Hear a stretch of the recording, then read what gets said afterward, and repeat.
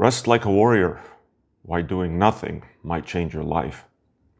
What if the secret to breakthrough creativity, leadership, or happiness is doing nothing at all? In an era where busyness is worn like a badge of honor, it's worth considering a paradox that just might transform how we live and work. They say the average American has more leisure time now than in the 1950s. Yet we've never been more anxious. This cultural squeeze distorts our relationship to rest and productivity in ways that merit our urgent reflection. We're living in an era that canonizes hustle. Work is virtue, busyness is bragging rights, and the fear of falling behind drives us relentlessly. But Bertrand Russell, a Nobel laureate and philosopher who wrote In Praise of Idleness, argued that this ethos is not only misguided, but detrimental to personal and societal flourishing. Hey everyone, I'm Henry and you're watching Day 62 on my channel, Henry's Millions, where I dive deep into psychology, spirituality, and the science of the mind, helping you unlock your personal potential and then understand the forces that shape your life. Our conversation today will rigorously explore Bertrand Russell's critique of the morality of work, and just as important, we'll offer practical and psychologically grounded tools for reclaiming rest as your creative, intellectual, and existential birthright. Sound good? Let's do it. So, are we really more free today? I looked into historical US labor data, time use surveys, and mental health studies in recent academic literature.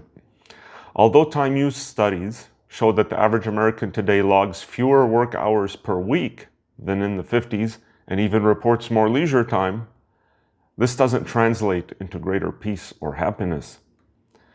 So the average weekly hours worked per person in the total US economy declined from 37.5 hours in the 50s to about 34 hours today. That's the Bureau of Labor Statistics. Gotta thank them for their constantly changing definitions. Research shows that anxiety and related mental health issues have risen sharply over the past 2 decades, with record levels of reported stress and worry. In 2024, get this, 43% of US adults reported feeling more anxious than the year before. That's the American Psychiatric Association. And over 18% of American adults, that's over 42 million people, suffer from anxiety disorder. What's going on here? So the reality and the irony is that this reduced time on the job is filled with economic worry, distraction, or forced downtime. Again, American Psychiatric Association. So one reason for this paradox is that not all leisure is created equal. Official statistics count leisure as any non-work time, including passive activities like watching TV or time spent out of work due to unemployment or underemployment. What a joke. They're so desperate to make the numbers look good. They might count hospital stays as leisure time soon. So they're counting underemployment or unemployment as leisure time. Ridiculous. So for millions now piecing together gig work or side hustles, this so-called free time is often marked by financial anxiety, instability, or the pressure to remain constantly on call. That's hardly a recipe for true rest. So 42%, that's a big number. 42% of Americans hold multiple jobs or side hustles. That was reported by Forbes. 8.9 million Americans now work multiple jobs. Who would really want to do that if they had the choice? So now it's the highest number since the BLS began keeping track of it in 1994. That's terrible. In other words, while Americans technically have few more leisure hours than prior generations, that time is often fragmented, filled with distraction, shadowed by economic uncertainty. And studies show that restorative leisure, stay with me guys, it gets better. You're gonna love this. And it's not about statistics, all right. Restorative leisure, time chosen freely, used for enriching social and creative pursuits, is what brings genuine psychological benefit, lowers anxiety. Are the right people hearing this? I don't think so. Without this, even an increase in leisure may simply mask hidden stress and dissatisfaction. All right, leisure shame and the modern working man. Let's get to the truth here. Modern capitalist and neoliberal cultures have systematically embedded the idea that self-worth is directly tied to tireless labor, productivity, and the relentless pursuit of financial success. This isn't a neutral or natural mindset. It's reinforced through media, through social norms, talking heads, and the economic incentives of the workplace. Capitalism creates constant pressure on workers not only to be profitable for their employers, but also to view any non-work activity, even healthy, chosen rest, as a form of wasted potential or laziness. I don't like that word. Most people are not lazy. They want to work hard. They want to do something meaningful, but they just don't have the opportunities because of this mess that we've created. For men in particular, who are still culturally cast as primary providers. You like that word? Ooh, this message comes with an extra dose of guilt and shame. I don't know any man that likes that word, but some gladly accept it, happily accept it. So the recent economic conditions don't just keep men grinding. They grind. They warp the very meaning of leisure. Inflation and fiscal mismanagement have made it harder than ever for the ordinary worker to afford true downtime, let alone imagine extended periods of leisure. Surveys show that 79% of US workers say inflation and rising costs now drive their pay expectations, while 76% believe their paycheck buys less than what previous generations received. In fact, well, we already talked about the high side hustle, and the whole idea of a stable full-time job is a myth. For many men, what passes as leisure in official reports is fragmented, anxiety-filled, forced downtime. So there's also a long tradition of using shame, moralizing language to coerce working people, especially men, into continuing productivity. Social critics and philosophers argue that this structure is intentionally perpetuated to serve those benefiting from others' labor, never individual well-being. So in this modern hustle culture, any step away from work is often portrayed as weakness or failure, rather than wisdom, freedom, or earned reward. As even academic researchers noted, when men do try to step back and rest, they often can't escape the internal guilt or external judgment, a psychological trap that keeps the engine of endless work turning even when financial necessity is no longer the sole driver. Is this going to get any better, Henry? We'll see. We're going to get to Bertrand Russell's language soon. You're going to like it. You're going to love it. Today's economic landscape, dominated by relentless competition, job insecurity, inflation, and terrible inflation that they've created. These are the people that we think we elected. And makes, I don't know if I should say that. We elected them. Okay. Makes it almost impossible for ordinary men to access genuine leisure. Extended leisure is now seen as a luxury for the privileged, not a basic human right. So this system doesn't just disincentivize downtime. It actually pathologizes it. It weaponizes shame. In previous generations, working men with stable jobs and social protections could enjoy guilt-free rest. Now even those who have enough often can't mentally let themselves embrace it, thanks to the perpetual sense of inadequacy instilled by our culture. So the bottom line is that men should never feel shamed or guilt-tripped for claiming downtime. The system that conditions you to grind endlessly, especially if you've already earned your right to rest, does not serve your well-being, but perpetuates a harmful, exploitative status quo. True dignity begins when you reject the shame, recognize the system for what it is, and stand up for leisure as your birthright, not as weakness or a selfish indulgence. But how did we arrive at a world where rest requires so much courage? Rest requires courage. Let's go deeper. All right, I promised you it would get better. Work as dogma and slavery as habit. Where did this cult of toil come from? So let's be honest here. The belief that unceasing labor is a sign of virtue is not a product of careful reasoning, but of history and frankly of manipulation. All these guys and memes on social media telling you to work harder, work tirelessly, wear the skin to your bones are misinformed, are conditioned, and led astray. As Bertrand Russell writes, the morality of work is the morality of slaves, and the modern world has no need of slavery. For most of history, hard work was done out of necessity. Peasants toiled so that warriors and priests, the elites, could enjoy leisure. Over time, not only were people forced to work for the benefit of the few, but they were also taught to feel good about it. Ring a bell?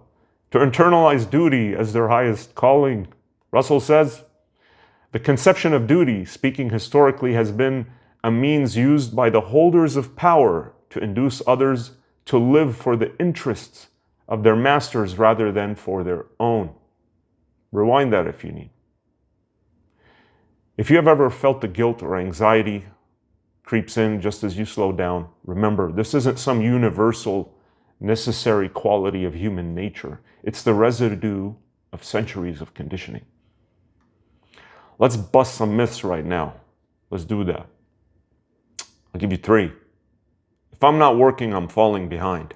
That's the first one. Something like that. Productivity and innovation rely on cycles, intensity, and scheduled idleness. Russell reminds us we think too much of production and too little of consumption. We consume a lot, but listen to the point. One result is that we attach too little importance to enjoyment and simple happiness. Working without respite does not give you an edge. It blunts your ability to see, reflect, and create. I'm not talking about taking a week off and staying at a hotel, guys. I'm not talking about traveling somewhere for a couple days or a week or 2 weeks off. That's not what we're talking about here. We're talking about long periods, extended periods of rest, of doing nothing. Even vacations, we call them vacations because it's doing something, right? What I'm talking about is doing nothing.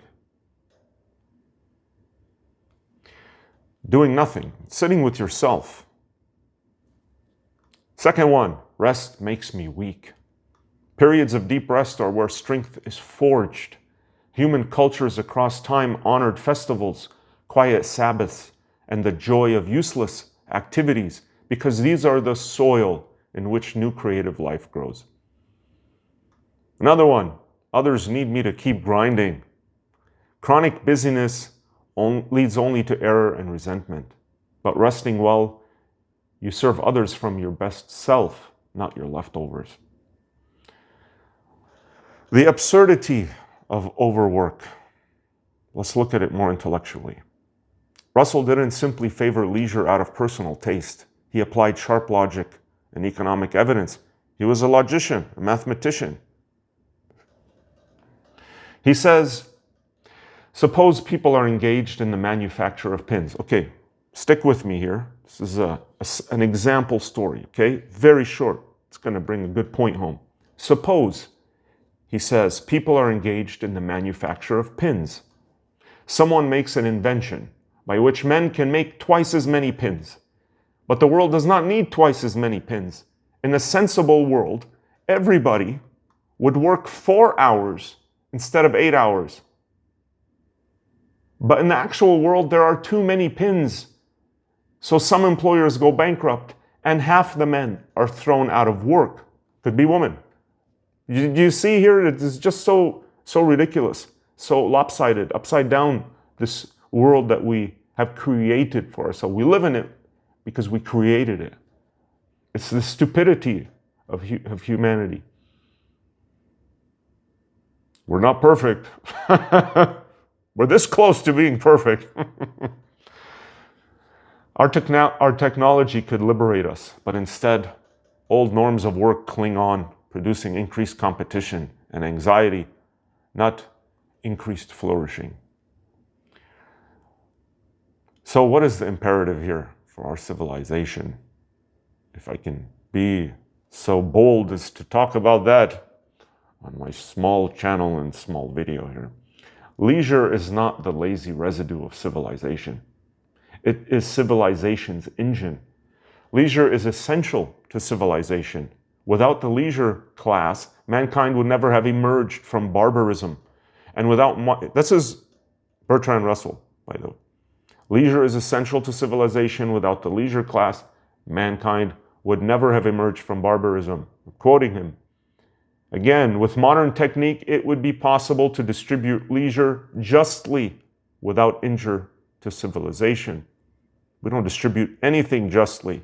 You can think of a modern capitalist system. It was great at the beginning, wasn't it? Not so much today. Those stretches of unproductive time are how art, philosophy, science, and our capacity for kindness and perspective emerge. Idleness for all is not just a hereditary elite. It is possible now. So he asks, why shouldn't the ordinary wage earner work 4 hours a day with meaningful leisure for all? We're assuming that, like, what's implied here is that 4 hours a day could support someone, right? Not under this present ridiculous circumstances, but why shouldn't the ordinary wage earner work 4 hours a day with meaningful leisure for all? Why shouldn't each of us have stretches, months, or even years? Yes, you heard me. Months or even years. Not the weekend and not a week or two. Devoted not to toil, but to play, thought, and genuine enjoyment. Russell continues here. If the ordinary wage earner worked 4 hours a day, there would be enough for everybody. This is everybody, right? If we did this collectively, there would be enough for everybody. And no unemployment, assuming a certain very moderate amount of sensible organization. Sensible is the operative word here. We have none of that. This idea shocks the well-to-do because they are convinced that the poor would not know how to use so much leisure. Isn't our disbelief in the value of widespread rest simply the old ghosts of class anxiety? Let's briefly go over the psychological barriers to rest. Identity and guilt, inner critic. What happens when you contemplate real rest? A sabbatical, a few guiltless weeks or months, a day spent doing nothing useful at all. Perhaps an inner voice whispers, I'll lose my edge. People will judge me. I'll let my family down. Or something awful will happen if I stop. Russell traces these beliefs to our social and economic history, a history that profited from keeping us at our posts. I quote, much that we take for granted about the desirability of work is derived from this system. And being pre-industrial is not adapted to the modern world. To rest deeply and unapologetically is to reclaim autonomy. We cannot reclaim authority. Scratch that.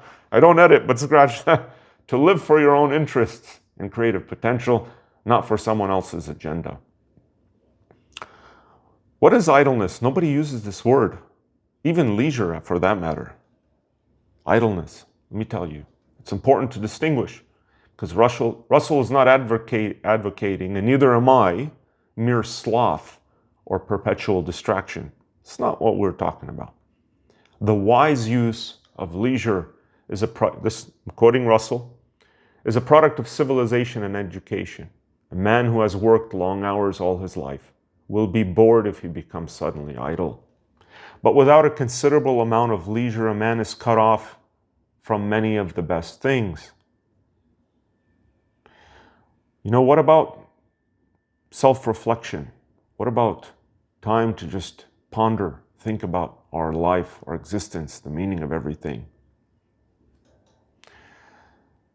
Spend time with loved ones. Just stare at a rock, stare at the sky, do nothing for weeks on end. There is some use in this, believe me.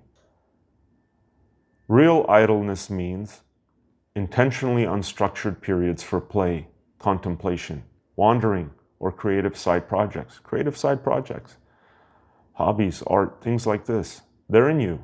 They're in you. They've just probably been suppressed.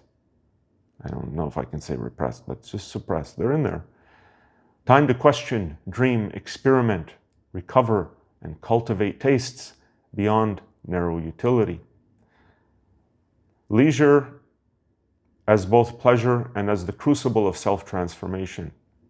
So here's what Russell says: men as well as children have need of play, that is to say, of periods of activity having no purpose beyond present enjoyment.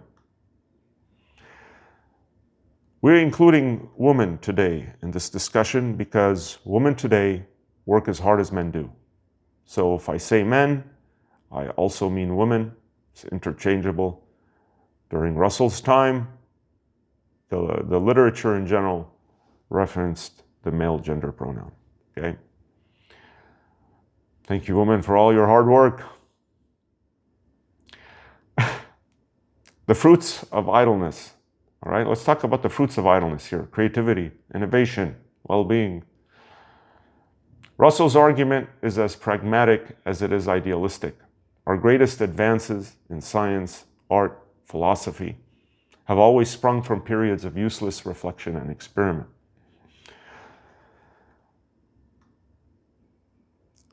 So Russell says, above all, there will be happiness and joy of life instead of frayed nerves, weariness, and indigestion. He used a different word, but I plugged in indigestion. The work extracted will be enough to make leisure delightful, but not enough to produce exhaustion.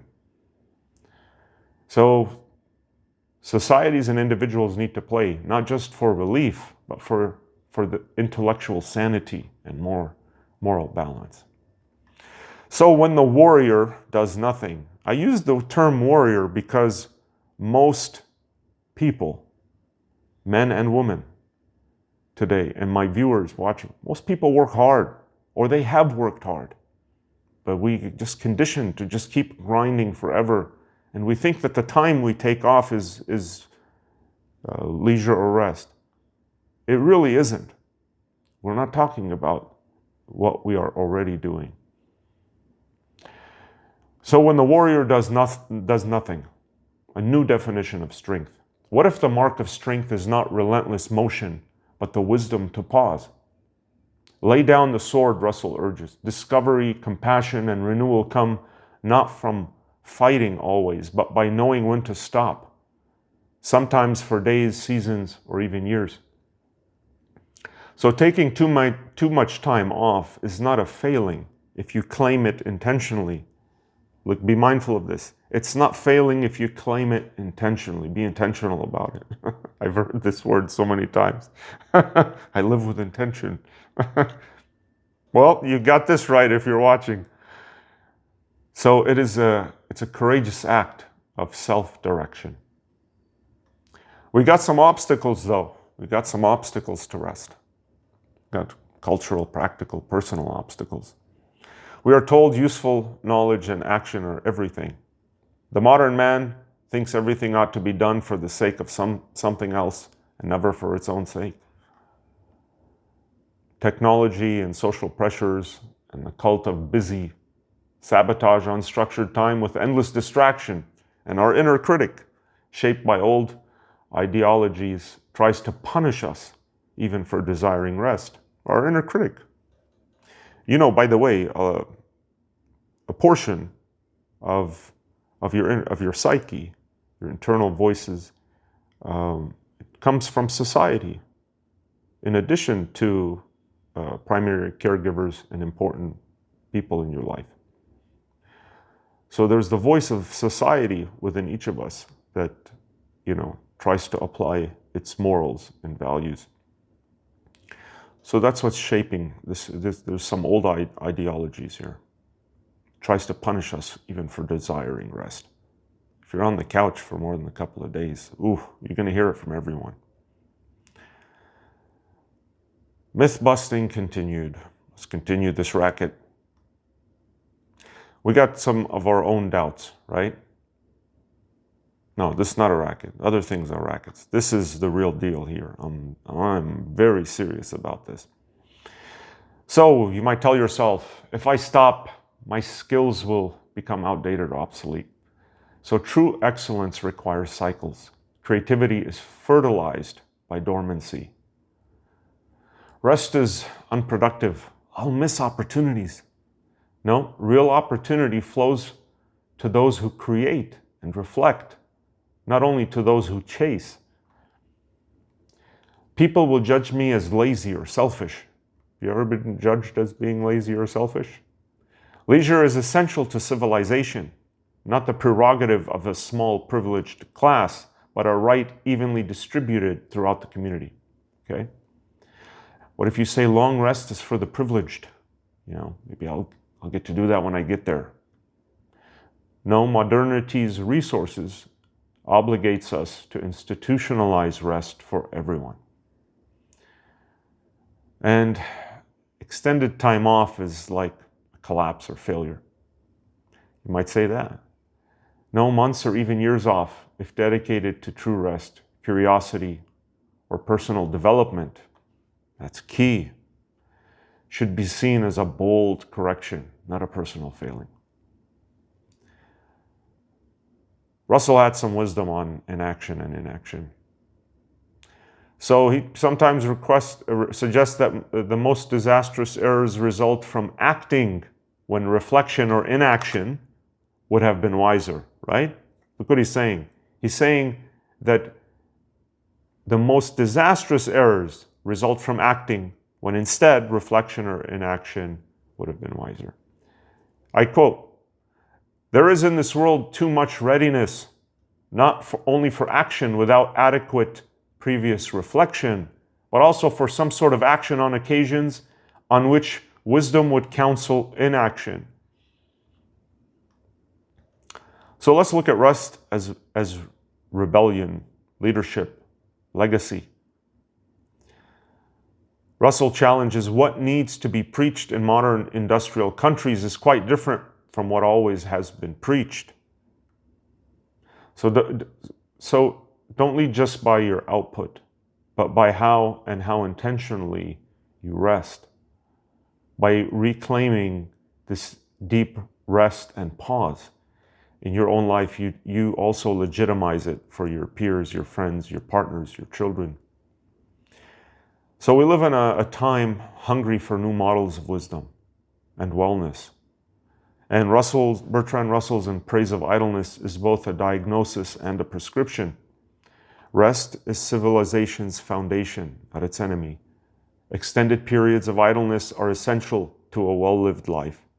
And refusing the old dogmas of unending labor unlocks creativity, reflection, and joy. So what if that secret for breakthrough, a true warrior's rest, lies waiting for you in stillness? Whether you're a warrior worn by the battle of the everyday, a thinker seeking clarity, or a leader dreaming bigger. Here's the challenge.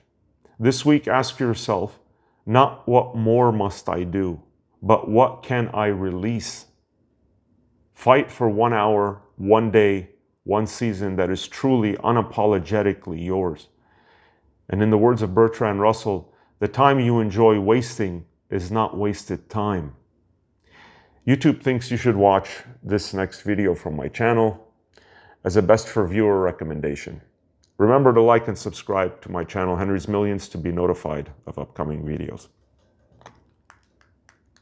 Every time.